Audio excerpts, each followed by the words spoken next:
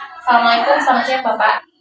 Selamat siang. Ya, mohon izin sebentar waktunya untuk saya ingin bertanya mengenai beberapa hal dengan Bapak. Apakah Bapak bersedia? Bersedia. Sebelumnya mohon sediakan waktunya untuk memperkenalkan diri terlebih dahulu Bapak. Ya. Assalamualaikum warahmatullahi wabarakatuh. Perkenalkan, saya nama Baktiar, selaku kepala sekolah SMP 18 Negeri Tengah, yang dalam hal ini adalah atasan daripada ibu yang sendiri.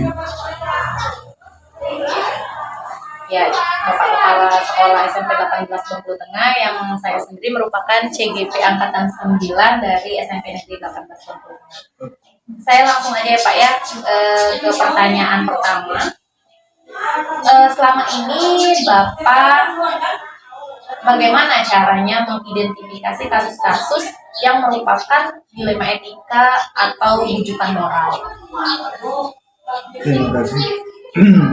Ya, selama ini ada beberapa hal atau yang sering saya laksanakan, ya, mengambil satu keputusan atau menemukan ada dua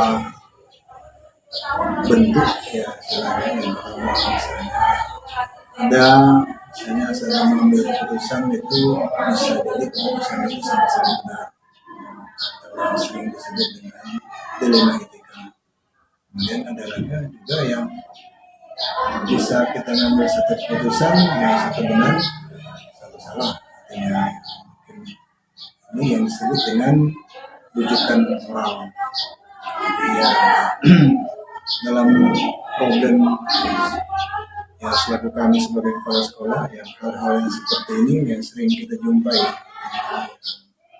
pelaku mengambil satu keputusan itu yang dianggap semuanya nah itu mungkin yang lebih bagus gitu kan, tapi kadang-kadang ada ngambil satu keputusan yang berbeda, ada menurut satu pihak benar, menurut satu pihak lain juga ya salah. Jadi hal yang seperti itu yang mungkin yang jadi permasalahan. Itu sebagai gambaran artinya ya di sekolah ini atau selaku saya pimpinan yang saya menemukan hal-hal yang demikian. Jadi sudah sering ya Pak ya menemui kasus dilema etika maupun rujukan moral. Pastinya sebagai seorang pemimpin Pak sering. Pertanyaan lanjutan Pak. Selama ini bagaimana Bapak menjalankan pengambilan keputusan di sekolah kita ini, terutama untuk kasus-kasus di mana ada dua kepentingan yang sama-sama benar terkait dilema etika tadi, atau sama-sama mengandung nilai kebajikan? Nah, untuk mengambil satu kebijakan yang seperti ini, yang kadang-kadang misalnya mengambil keputusan sama-sama benar, ya artinya paling tidak kita dalam mengambil keputusan itu ya artinya kita bisa melihat artinya itu ya ada kebaikan enggak dari kebijakan itu sendiri.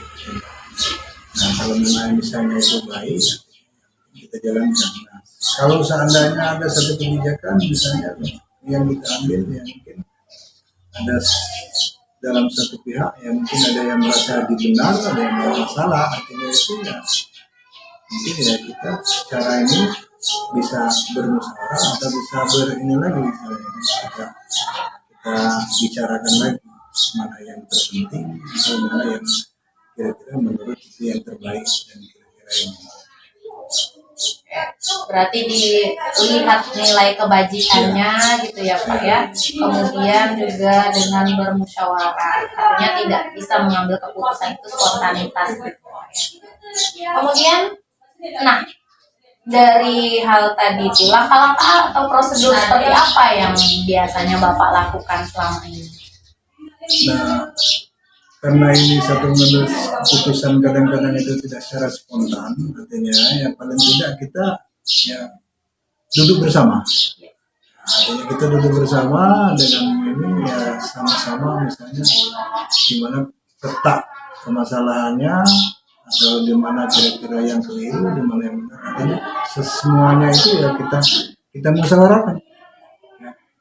Artinya tidak bisa kita langsung spontan. Nah ini yang benar, ini nggak bisa juga artinya ya kita saling bermusyawarah temu pakat ya kira-kira untuk mengambil keputusan itu yang baik yang boleh mengambil keputusan itu. Kira itu yang paling tidak artinya itu ya kita mengedepankan bermusyawarah. Jadi memang duduk bersama itu sangatlah penting ya Pak ya, apalagi kita dalam sistem organisasi begitu ya. Oke. Selanjutnya Pak, hal-hal apa saja yang menurut Bapak selama ini efektif untuk dijalankan dalam pengambilan keputusan yang berkenaan dengan kasus-kasus dilema etika? Yang kadang-kadang itu ya misalnya ya salah satunya paling tidak artinya yang banyak terjadi itu di antara siswa dengan guru. Artinya itu ya paling tidak artinya untuk mengambil satu keputusan itu yang guru harus melihat lagi atau menyangkut tentang lingkungan sekolah atau misalnya mengedepankan ya, kemasyarakatan artinya. Jadi artinya ya mungkin yang sering terjadi itu antara misalnya siswa dengan guru atau guru yang istilahnya memaksakan maunya begini gitu kan, tapi kan kadang-kadang itu tidak sesuai dengan ininya dengan anak atau dengan lingkungan budaya lingkungan yang itu kan kadang-kadang itu yang sering kita temui ya, tapi yang paling tidaklah artinya kami selaku pimpinan untuk mengambil itu ya paling tidak kita dulu sekali lagi kita dulu bersama murid dengan gurunya misalnya para sekolah yang menurut ininya itu bermasalah artinya mana kepentingan yang lebih didahulukan kepentingan bersama. Berarti yang paling efektif itu kira-kira menilai, meninjau gitu ya, keputusan kepentingan mana yang kira-kira ini untuk kepentingan bersama. Ya. Nah, hal-hal apa saja nih Pak yang kira-kira menjadi tantangan Bapak dalam pengambilan keputusan pada kasus-kasus dilema etika itu sendiri? Ya, tentu yang menjadi permasalahan itu keputusan yang sering terjadi ini antara dalam proses KBM aja. Dalam proses KBM itu ya kultur daerah kadang-kadang satu. Kemudian juga masalah artinya ya kondisi anak itu sendiri ya kita meletakkan kasus karena anak-anak di daerah sendiri ya. Kalau misalnya daerah kita ini daerah kita ini untuk proses KBM itu sendiri artinya ya mungkin bukan berarti kita menginginkan anak ya mungkin dalam segi ketinggalan mungkin kita berarti. Nah, letak di situlah yang kadang-kadang itu sering terjadi. Nah, ada sebagian guru memaksakan kehendak guru. Nah, tapi kadang-kadang tidak sesuai dengan apa kira-kira yang diinginkan siswa. Apalagi sekarang ini ada guru mereka seperti itu maunya itu kita mengayomi anak. Ya. Kalau kita seorang guru itu ya, namanya mengajar. Kalau mengajar itu gampang, mengajar. Yang mendidik yang susah. Nah, yang jadi permasalahan itu kita bisa mendidik. Jadi kalau mengajar itu gampang. Mendidik itu, ya. Ada yang menanamkan mendidik anak, itu supaya anak itu bisa belajar dengan efektif, baik, tenang. Artinya itu ya kita itu diimbangi dengan gurunya juga. Bisa bagaimana artinya. Nah, yang sering terjadi sih seperti itu. Artinya itu tunjangan antara kehendak guru dengan kehendak siswa.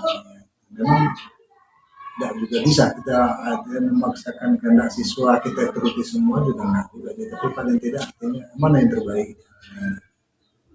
Jadi tantangannya adalah kultur daerah, kemudian menyeimbangkan gitu ya Pak ya antara apa yang guru inginkan dan apa yang siswa inginkan. Karena kita tidak bisa siswa yang kita bebaskan itu tidak inginkan nggak bisa. Ya. Ada batas-batasnya. Oke. Pada saat mengambil sebuah keputusan, apakah Bapak memiliki sebuah tata krama atau jadwal begitu Pak, jadwal tertentu untuk menyelesaikan kasus dilema etika? Kemudian apakah memang tidak ada tata kelola kemudian Bapak langsung menyelesaikan di tempat ataukah memang memiliki jadwal untuk menyelesaikannya. Nah, bagaimana prosedur yang Bapak jalankan? Ya sebenarnya begini, untuk punya satu keputusan seperti itu, artinya yang kita tidak yang pertama, yang penting tidak bisa spontan. Artinya misalnya kejadian ini seperti ini, artinya paling tidak kita panggil atau kita musyawarah atau misalnya ini ya mungkin beberapa hari waktunya ke depannya mungkin ya bisa walaupun tidak terjadwal betul, artinya paling tidak berjeda lah artinya. Misalnya kita punya permasalahan hari ini, nah, tidak harus hari ini, minimal besok pagi artinya sama-sama kita mengoreksi diri sendiri dulu mana misalnya. Jadi artinya kita ini kan udah misalnya antara kasus misalnya di sekolah misalnya bermasalah, artinya kita tenangkan dulu mungkin beberapa hari ya bisa itu terjadwal atau tidak misalnya. Yang paling tidak artinya kita ini kan nah, kalau suhunya sudah dingin sudah ini artinya untuk mengambil keputusan untuk menentukan keputusan itu sama-sama artinya untuk sama-sama tentunya. Jadi tidak memaksakan kehendak ini yang benar itu yang benar ini salah ini artinya begitu. Nah, ini menarik nih Pak. Artinya tidak bisa spontan, harus ditenangkan dulu. Iya. Tidak boleh ada emosional Iya, seperti itu. iya, Pak. paling tidak. Nah, jadi harus ada jeda pada saat dihadapkan dua kepentingan itu kita kasih jeda dulu untuk memikirkan dengan iya, tenang iya. gitu, Pak, ya. Sehingga nanti didapatkan solusi yang terbaik. Terbaik. Nah, adakah seseorang gitu Pak atau faktor-faktor yang kira-kira selama ini mempermudah Bapak atau membantu Bapak dalam pengambilan keputusan pada kasus-kasus dilema etika itu sendiri? Ada nggak Pak? Seseorang atau faktor-faktor yang mempermudah? Ya paling tidak artinya kita berpacu apa namanya berini dengan pedoman dengan apalagi sekarang itu ada hasilnya bapak kita seperti Ki Hajar Dewantara misalnya ada bapak yang banyak artinya dan dari segi pendidikan itu istilahnya yang paling tidak kita bersumber dari sekarang itu dari bentuk-bentuk orang-orang itu artinya itu seperti Ki Hajar Dewantara itu artinya untuk mementingkan kepentingan umum dipentingkan di atas kepentingan pribadi artinya segala sesuatunya itu untuk kepentingan anak atau kepentingan siswa itu lebih utamakan artinya. Jadi kita tidak bisa artinya yang mengedepankan kita menghendaki kita yang semuanya apalagi sekolah sekolah juga kalau tidak ditunjang dari yang bawahan jadi tidak bisa dicapai dengan baik. Jadi artinya pada secara yang umum artinya itu yang perlu kita utamakan jangan yang pribadi artinya semuanya harus didudukkan dengan yang benarnya gitu. Akhirnya itu ya. Jadi sesuai dengan ini ya Bapak pendidikan kita Ki Hajar Dewantara gitu ya memang kita harus memuncakkan kepentingan murid. Kepentingan murid itu di paling atas. Nah, kita Bapak udah menjawab nih dari 1 sampai 7 pertanyaan terakhir nih Pak.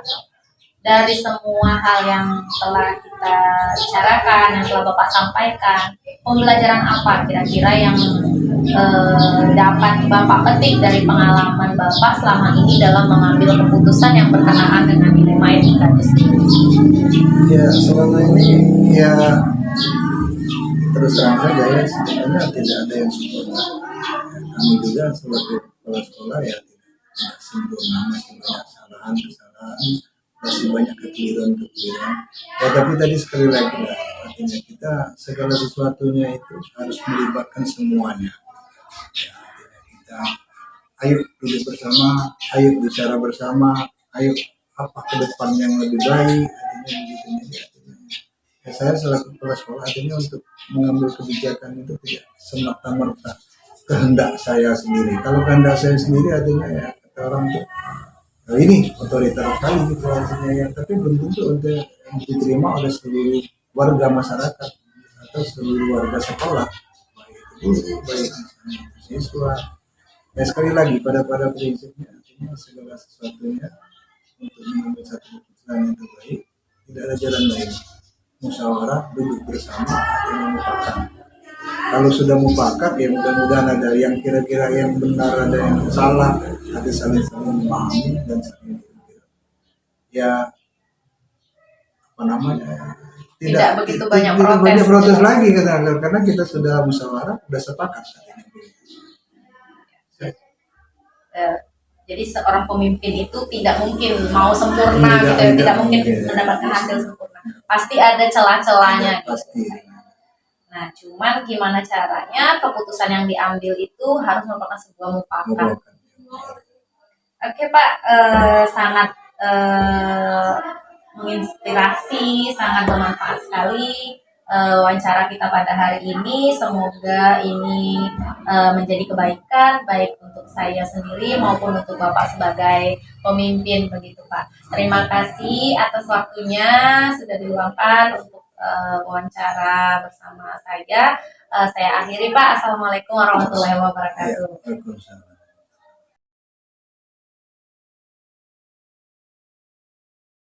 Assalamualaikum Bapak. Waalaikumsalam. Ya, jadi hari ini sudah sesuai janji bahwa saya sebagai calon guru penggerak angkatan 9 dari SMP 18 Bengkulu Tengah, saya akan mewawancarai Bapak Kepala Sekolah SD. Nah, jadi saya memohon kesediaan untuk Bapak Eko nih. Bersedia Pak diwawancara? Bersedia. Silakan perkenalkan diri dulu secara singkat. Boleh. Perkenalkan, saya Eko Widianto, tugas sebagai Kepala SD Negeri 17 Bengkulu Tengah yang beralamatkan di Desa Aturanempur. Ya. Kebetulan SMP 18 Bengkulu Tengah dan SD 17 Bengkulu Tengah ini dulunya satu atap, namun sekarang nggak satu atap lagi, tapi masih tetap di satu lokasi. Kita mulai saja ya Pak ya. Ini berkenaan dengan kasus-kasus dilema etika Pak. Jadi ada 8 pertanyaan. Saya akan langsung memulai pertanyaan yang pertama. Selama ini, bagaimana Bapak dapat mengidentifikasi kasus-kasus yang merupakan dilema etika atau bujukan moral? Terima kasih Bu Yani. Tentu dalam kasus bujukan moral yang adalah kepentingan benar melawan kepentingan salah. Sedangkan untuk dilema etika, kepentingan benar lawan kepentingan benar. Misalnya seperti kasus kepentingan benar melawan kepentingan benar. Jadi misalnya ya, seorang guru mengajar dengan keras, dengan lantang, dan seorang guru mengajar dengan lemah lembut, dengan kasih sayang. Nah, ini keduanya ini sama-sama benar, namun tentu ada perbedaan. Jadi untuk di era digitalisasi seperti sekarang ini, di era yang tentunya menghadapi generasi Z ya, jadi menurut saya cenderunglah pada guru melaksanakan tugasnya mengajar dengan ramah, dengan lemah lembut. Nah, itu menurut saya lebih efisien. Walaupun guru yang mengajar dengan keras, dengan lantang itu sudah benar, namun generasi sekarang ini butuh kasih sayang. Itu menurut saya. Jadi kalau menurut Bapak kepentingan benar lawan kepentingan benar ini sendiri adalah suatu dilema gitu ya Pak ya. Kalau kita pilih yang A benar, yang B ternyata juga benar gitu. Namun tentunya kita harus memikirkan hal-hal yang kira-kira akan mempengaruhi dari keputusan-keputusan yang Ya. Baik Pak. Pertanyaan lanjutan ini Pak. Nah, selama ini bagaimana Bapak menjalankan pengambilan keputusan di sekolah Bapak? Terutama untuk kasus-kasus di mana ada dua kepentingan yang sama-sama benar atau sama-sama mengandung nilai kebajikan. Dalam pengambilan keputusan, tentunya kita berpihak kepada siswa, kepada peserta didik. Yang kedua, tentu kita mengambil keputusan yang berkepentingan untuk kita bersama, jadi untuk kepentingan bersama. Dan yang ketiga, nilai-nilai kebaikan dari yang diambil tentu mempunyai nilai yang positif. Jadi, itu dalam pengambilan keputusan yang kami laksanakan. Baik, jadi mengutamakan kepentingan murid dan nilai-nilai kebajikan gitu ya Pak ya, nilai-nilai kebajikan yang terkandung dari keputusan yang diambil itu sendiri. Nah, langkah-langkah atau prosedur seperti apa yang Bapak biasa lakukan selama ini dalam pengambilan keputusan? Dalam pengambilan keputusan tentu kita melibatkan yang pertama komite, kemudian orang tua, terus dewan guru, karena kita ini berkaitan dengan siswa. Jadi kepentingan kalau kita mengambil keputusan untuk siswa, tentu kita harus melibatkan orang tuanya, wali muridnya, terus kemudian kita melibatkan juga komite, terus kemudian kita melibatkan dewan guru. Itu yang sebaiknya jika kita mengatakan. Jadi tidak bisa diambil sendiri gitu ya Pak ya? Tidak bisa kita ambil sendiri. Harus dimusyawarahkan. Harus kita musyawarahkan. Nah, hal-hal apa saja yang selama ini Bapak anggap efektif dalam pengambilan keputusan pada kasus-kasus dilema etika? Kita lihat bagaimana sifatnya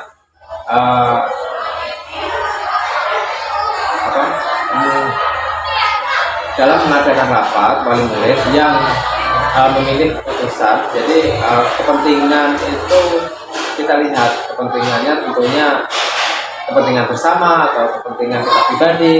Nah, dalam pengambilan keputusan kita juga tentu suara terbanyak, kita mengambil suara terbanyak untuk kepentingan bersama juga, dan kepentingan tersebut itu tentunya kepentingan siswa yang harus kita utamakan. Dalam aspek ini berarti yang paling efektif itu pokoknya kepentingan siswa itu di atas segala-galanya. Iya.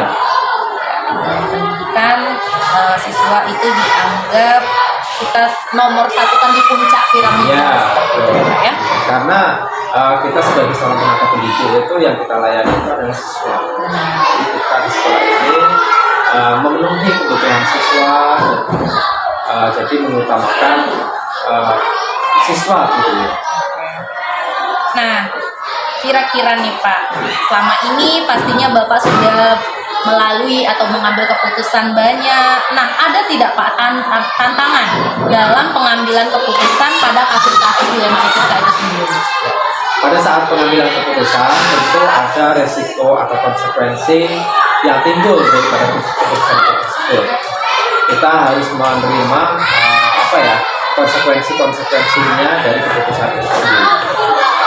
Ya, jadi sudah memprediksi konsekuensi gitu ya, dan memikirkan kalau konsekuensi ini terjadi apa yang harus dilakukan. Oke. Nah, dalam pengambilan keputusan itu sendiri, apakah Bapak ini punya tata cara atau jadwal tertentu dalam sebuah penyelesaian kasus dilema etika? Apakah langsung misalnya Bapak menyelesaikan di tempat atau memiliki jadwal untuk menyelesaikannya? Nah, bentuk atau prosedur Bapak menyelesaikan suatu keputusan atau mengambil suatu keputusan itu seperti apa? Tentu dalam kasus-kasus tertentu, kita harus mengidentifikasi apakah kasus tertentu sifatnya urgen atau sifatnya akan membutuhkan waktu. Jika sifatnya urgen, tentu kita akan mengajak diskusi dengan guru-guru senior bagaimana solusi dalam suatu permasalahan tersebut. Namun jika sifatnya itu bisa kita pantau atau kita lihat di kemudian hari, kita harus melibatkan beberapa unsur seperti wali murid, dewan guru, komite. Nah, itu harus kita libatkan untuk pengambilan keputusan itu sendiri. Mungkin itu. Jadi memang kita perlu mengidentifikasi terlebih dahulu ya, urgen atau tidak. Urgen atau tidak. Jika misalnya keputusan itu sifatnya panjang, mungkin kita akan menjadwalkan di kemudian hari. Misalnya mengundang wali murid, itu tidak bisa kita spontan mengundang wali murid. Kita harus membuat jadwal tertentu untuk duduk bersama, membahas, mencari solusi bagaimana sih keputusan ini nanti bisa diambil. Tentunya dilihat lagi sifat dari keputusannya gitu ya, Iya. Pak ya. Kita lihat sifat dari Permasalahannya gitu ya. Kemudian dalam pengambilan keputusan itu ada tidak Pak seseorang gitu atau faktor-faktor apa yang bisa mempermudah Bapak selama ini dalam membantu gitulah dalam pengambilan keputusan dalam kasus-kasus dilema etika? Dalam pengambilan suatu keputusan, tentu saya membayangkan keputusan ini pasti suatu saat akan terpublikasi. Nah, kita harus memilih sifatnya itu, jika nanti itu viral, pasti kita akan mencari respon yang positif. Dan tentu kita akan mengutamakan atau mengambil keputusan yang tentu sifatnya positif. Seperti kasus-kasus yang melibatkan masyarakat, tentu kita harus mengambil yang respon masyarakat yang bagus. Ya. Jadi kalau kembali lagi memang respon itu terkadang ada positif, ada negatif. Ada positif. Iya. Suatu keputusan itu atau suatu pimpinan itu pasti ada pro Pro dan kontra. Ya. Nah, memang di dalam keputusan itu ada pro kontra yang nantinya bisa terpublikasi karena diceritakan oleh dari satu ke yang lain gitu ya Pak ya, bisa terpublikasi secara tidak sengaja. Secara tidak sengaja ya, karena kita ini sebagai makhluk sosial juga, tentunya kita apalagi di satuan pendidikan itu kan tidak sifatnya itu kan umum, jadi pasti akan terpublikasi dengan sendirinya. Seperti itu dalam pengambilan keputusan kita juga harus mementingkan keputusan bersama. Jadi untuk kepentingan yang sifatnya individu, sifatnya kelompok itu akan kita nomor kesekian. Nah, pastinya dalam pengambilan keputusan itu kita untuk kepentingan bersama. Jadi saya udah ngasih pertanyaan 7 ini, Bapak juga udah menjelaskan dengan lugas gitu ya Pak ya. Nah, dari semua hal yang telah Bapak sampaikan, kira-kira pembelajaran apa yang bisa Bapak petik dari pengalaman Bapak selama ini dalam mengambil keputusan dalam kasus dilema etika? Jadi kesimpulannya begini, setiap keputusan yang diambil pasti ada konsekuensinya. Nah, saya sebagai pemimpin tentu dalam mengambil keputusan yang saya buat itu saya harus mempertanggungjawabkan. Tentunya dalam pengambilan keputusan ataupun dalam saya mempertanggungjawabkan itu ada konsekuensi yang timbul dari keputusan itu. Itu yang saya sampaikan.